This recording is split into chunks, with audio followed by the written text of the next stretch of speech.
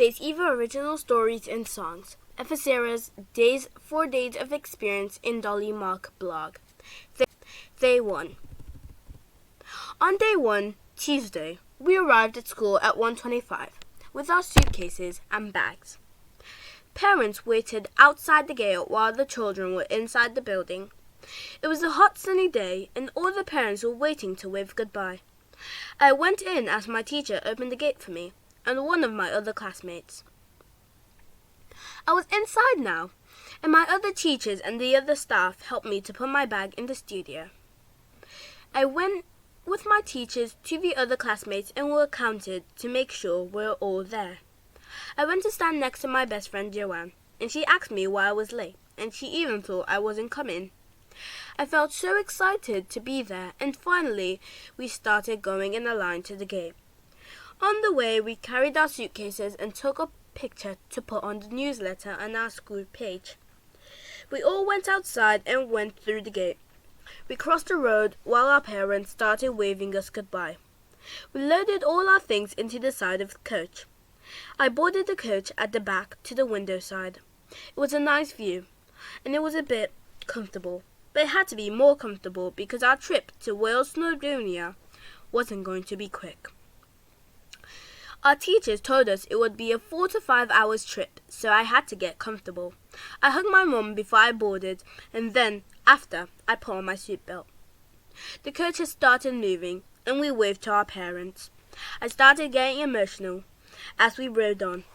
I looked outside, waiting to see an awesome view, but none to be seen yet. It was noisy, and I was already starting to feel bored. We stopped and we picked up an older lot of teenagers from another school.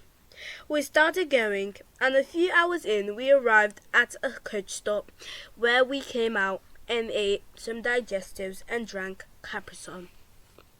We used the toilet and we went back on the coach. We went on for another hour and we were in Wales. I looked around and I could see sheep, mountains and old houses, slate roofs and all kinds of old cool things. It was getting dark and there were very tall mountains in the distances.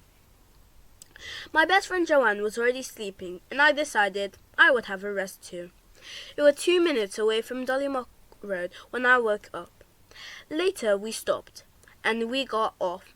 Our things were all loaded onto a white minibus and drove down 500 meters to the center. We started walking down the narrow path. It was cold and dark. We could hear the birds and crickets. Finally, we reached Dol Y Moch, the center.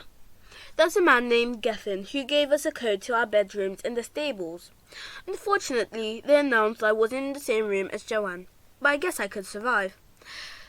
I was with 3 other girls. They were my friends as well, but we all went into our rooms.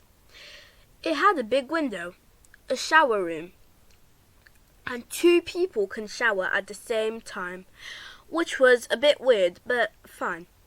We had a fire alarm to let everyone know what and how to act when there's a fire.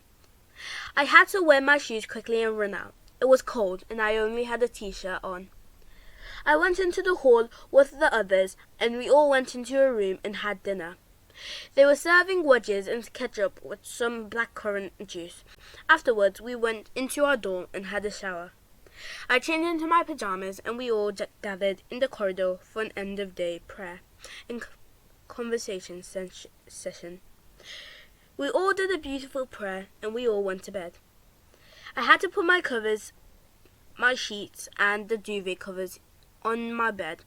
It took a few minutes, but our teacher helped us with a few bits. We're now in our bed. It was plastic and not so comfortable, but I was able to sleep that night.